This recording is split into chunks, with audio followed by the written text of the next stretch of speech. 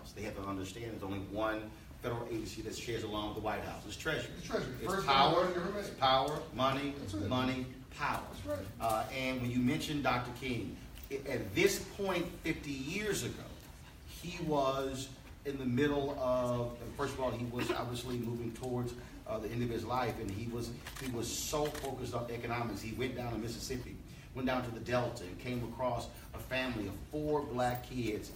And those 4 kids, for dinner, they were sharing an apple. And he just broke down in tears about the level of poverty. When the riots broke out in Watts in 1967, he did not even realize the depths of poverty and the housing crisis in northern cities. And so when we look at the existence of black folks in this country, we are dealing with being deprived of that economic freedom. And what you're trying to do is to get folks to focus on the fact that while we're fighting police brutality, while we're fighting voter suppression, we better deal with money. So here's the game, Roland. The game is, because of 350 years of slavery, atrocious.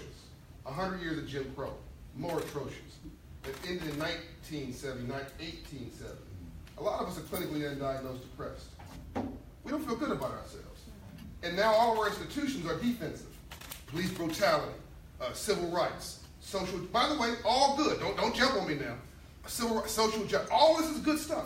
But if all your army is focused on defending you, where's your army focused on the offense? Who's attacking the, so we got a whole agenda about surviving and no agenda about thriving in a thriver's world. So it's, I want to be a socialist. Oh, slow down. Even if you want to distribute money like a socialist, you got to first collect money like a capitalist. Even the parking meter out here understands capitalism better than we do. That inanimate object sitting out there making money all day. So everything in your life is about, if it's not about God or love, your day is about money, but we don't understand money. This university, great university, can't operate without money. Your house cannot operate without money. The car you listening in the right now on the radio list or the phone, you paid for it. Somebody paid for it. We have got to master this game. And when half of our credit scores for black folks is below 620, that's not racism. That's capitalism. And you are being taken advantage of in broad daylight. What did Malcolm X say? You've been bamboozled. You've been tricked. You've been fooled. So we are rearranging the deck chairs on the Titanic, what I'm saying, in our lives. The ship is going down and we're picking drapes. We have got to be radical about a new agenda. That's what you're doing, and that's why I love and I lean into it so much. You've got to be radical about a new agenda. I call it blunt force love. Panel in D.C. is Ray Baker, of course, with the CEO of Ray Baker Media, host of the Public Agenda podcast, Karen Maria Alton, founder and CEO of the Spectrum Circle, and also Greg Carr, chair of the Department of Afro-American Studies at Howard University. Ray Baker, question or comment?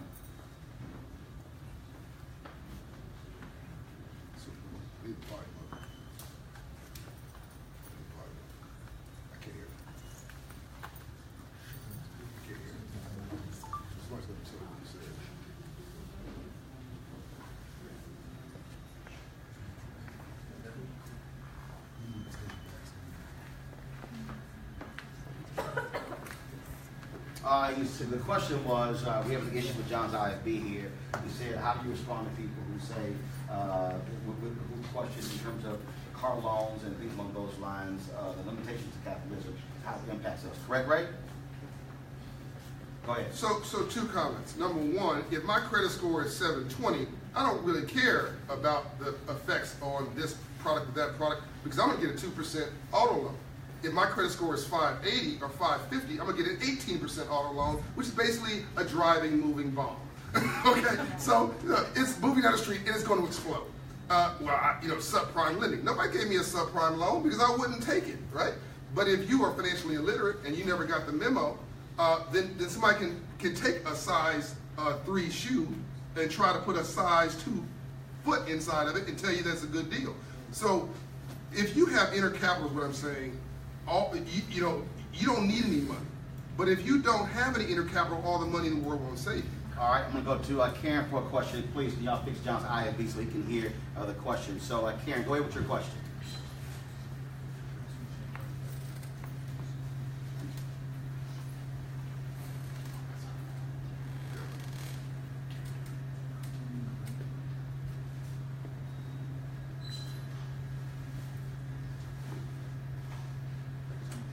Yeah, so people say we can't afford to invest in the stock market. You can't afford it not to.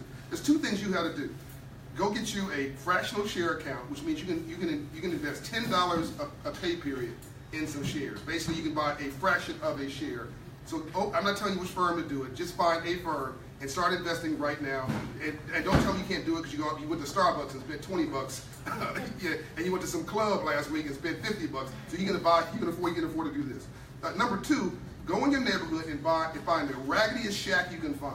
Not just the stock market. Go find the raggediest shack you can find in Atlanta, wherever. Buy it, rehab it, build it, and rent it. Buy it, rehab it, and rent it. Go, you and your girlfriends, you and your guy friends, go buy it for 15 grand, put 40 grand into it with a loan, and rent it. You know, it's now worth 100,000, 120. Now you have equity, and rent it out. Do that 3 times. You got your hedge fund against poverty. You actually are now building wealth. They are not growing any more land. So let me say this here. And so John mentioned no firms. Now, I have no ties to them. I do have one account with them. But Greg Carver, go to you next. This example. I'm sitting there with John Rogers, Area Capital Management, and John is talking about what they have in terms of their mutual funds, and you can actually open an account for as little as $50 a month, take it right out of your account. So for the people who say, look, I don't know anything about stocks, fine.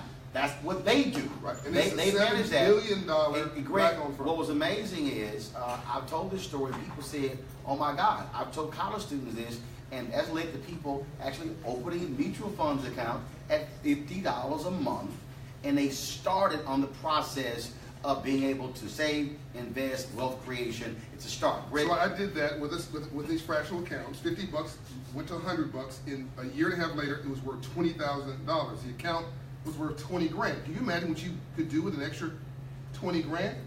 You zero out your student loan. Make it $40,000. Amen. Greg, go ahead.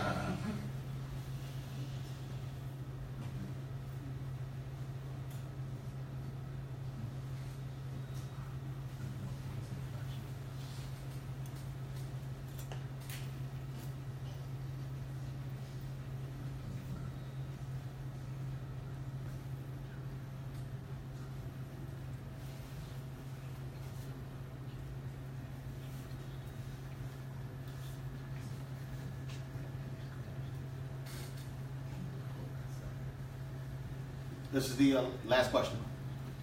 All right, last question. So you're not going to actually like my answer because I'm going to tie it back to business. Quincy Jones told me, if you don't own publishing rights or music rights or writing rights, you're actually not in the music business. You're just a temporary performer. you just rocking the mic. So I think that the arts are incredibly important. The liberal arts, the arts, the culture is so incredibly important. But we're sort of confused, and because our self-esteem and our self-confidence is devastated, our inner capital is devastated, that we confuse the money with the wealth. And I'm with Tony Ressler at the basketball game for Atlanta Hawks. We're sitting on the 5th row. Nobody's talking to us. Everybody's running around the basketball players. Ooh, wait, that guy's making $3 million. But Tony Ressler is a billionaire who's paying all of them $3 million. You need to be figuring out who Tony Ressler is, who is the billionaire who owns the team. So my Latino friends build the hotel. My white friends own the hotel, and we paying the bill. I'm tired of that. We've got to reimagine our mind. I'm going to end where I started. If you hang around 9 broke people, you'll be the 10th. The book is called The Memo. Put it up. I didn't try to see it. Put up the book. It is called The Memo by John Hope Bryant. John, always a pleasure. Good seeing you. Right. Be radical, man. Be radical. Push help folks. Where can they get Operation Hope? Go to OperationHope.org. We have Hope Insides all around the country, 101 locations and around the country. The Starbucks of financial inclusion, the private banker for the poor. We're finishing with Abraham Lincoln, Frederick Douglass, and Dr. King and Andrew Young started. We're going to help set our people free economically. And 1,000 locations is the goal. All right, appreciate it. Thanks a bunch. All right, folks, at the top of the show, I told you about, of course, what happened at Grambling State University. We have Will Sutton who's on the phone. He is the chief spokesman for the university. Will, what can you tell us about the shooting that took place on your campus shortly after midnight?